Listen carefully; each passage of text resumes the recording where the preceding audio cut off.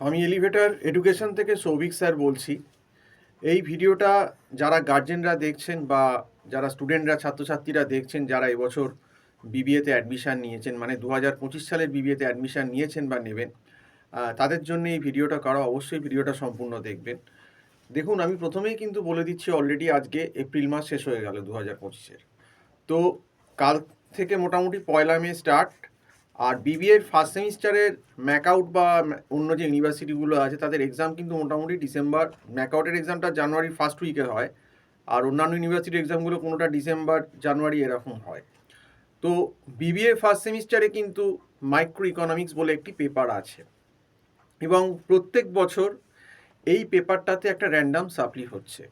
এবং আগের বছরও যারা পরীক্ষা দিয়েছে, তোমাদের সিনিয়ররা, মানে যারা আগের বছর অ্যাডমিশান নিয়েছিল 2024-এ, তাদের প্রচুর ছেলেমেয়ে এই মাইক্রো ইকোনমিক্সে কিন্তু ফেল করেছে। তার প্রধান কারণটা হচ্ছে যে অনেক ছেলেমেয়েই আছে যারা ক্লাস 12-এর পর ম্যাকআউটের ভর্তি হয় বিবিএতে, কিন্তু তাদের ভালো ইকোনমিক্স ব্যাকগ্রাউন্ড থাকে না। অনেকের যারা আর্টস থেকে ভর্তি হচ্ছে তাদের তো থাকেই না, যারা সায়েন্স থেকে ভর্তি হচ্ছে তাদেরও থাকে না, এবং যারা একটু ক্লাস 12 থেকে এসেছে বা ইকোস্ট্যাট কম্বিনেশন থেকে এসেছে তাদেরও থাকে। কিন্তু এই ব্যাচেলার্স লেভেলের যে ইকোনমিক্সটা বিবিএর আছে সেটা যথেষ্ট টাফ এবং হাই স্ট্যান্ডার্ড।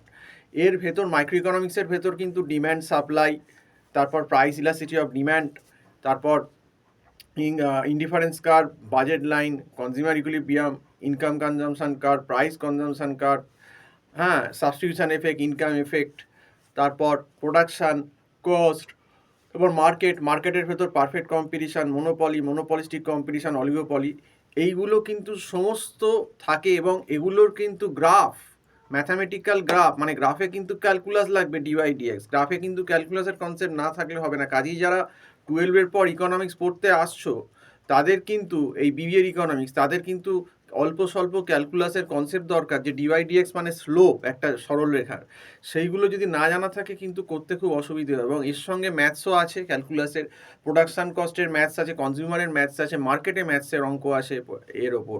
তো সেক্ষেত্রে সেই জন্যে, এই কারণের জন্যেই কিন্তু এতটা ফেল হচ্ছে মাইক্রো ইকোনমিক্সে ফার্স্ট সেমিস্টারে বিবিএতে। এবং যেটা দেখা যায় যে ক্লাস 12 অবধি এই ছেলেমেয়েরা ঠিক থাকে, কিন্তু ক্লাস 12 যেই হয়ে যায় তারপরই মাথাটি মুড়োয়, মানে গার্জেনরাও আর দেখেন না, ছেড়ে দেন তাদের ভরসায়, আর তারপরেই আর কি স্টুডেন্টরা বিপথে পরিচালিত হয়।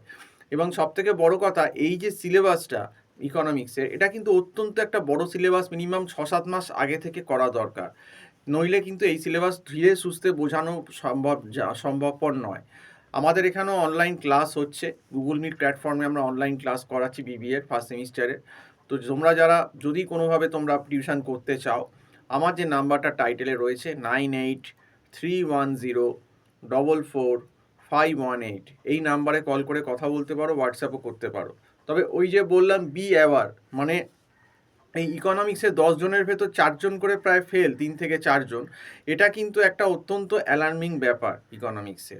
তো সেই জন্যই বলছি যে বিবিএ যারা এবছর 2025-এ অ্যাডমিশান নিয়েছো, আগে থেকেই ইকোনমিক্স পেপারটাকে কিন্তু হ্যান্ডেল করো, নইলে কিন্তু খুব প্রবলেমে পড়ে যাবে। সেই আগের বছরের সিনিয়ররা যেমন সেই র্যান্ডাম ফেল হলো, 10 জনের ভেতর 3 জন 4 জন ফেল হয়ে যাচ্ছে, তো সেই ব্যাপারটা কিন্তু আবার চলে আসবে যদি সিরিয়াস না হও।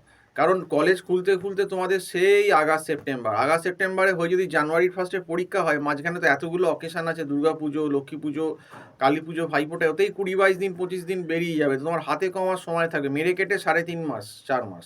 ওই 3.5 মাসে কখনোই এই মাইক্রো ইকোনমিক্সের এই এত বড় সিলেবাস কখনো ভালোভাবে করানো সম্ভব নয়। এটা খুব বাস্তব ফ্যাক্ট। তো এইটা আমরা যেহেতু দীর্ঘদিন ধরে পড়াচ্ছি, অভিজ্ঞতা আছে, আমি বারবার ভিডিওতে বারবার এসে সাবধান করছি। যারা শুনছো শুনবে, যারা শুনছো শুনবে না, কিন্তু আমাদের দায়িত্ব সাবধান করা। তারপর ব্যাপারটা গার্জেন বা স্টুডেন্টরা এটা কীভাবে নেবে সেটা তাদের ব্যক্তিগত ব্যাপার। তো যাই হোক, আজকে এই অবধি বলেই শেষ করছি। সম্পূর্ণ ভিডিওটা দেখার জন্য অসংখ্য ধন্যবাদ। নমস্কার।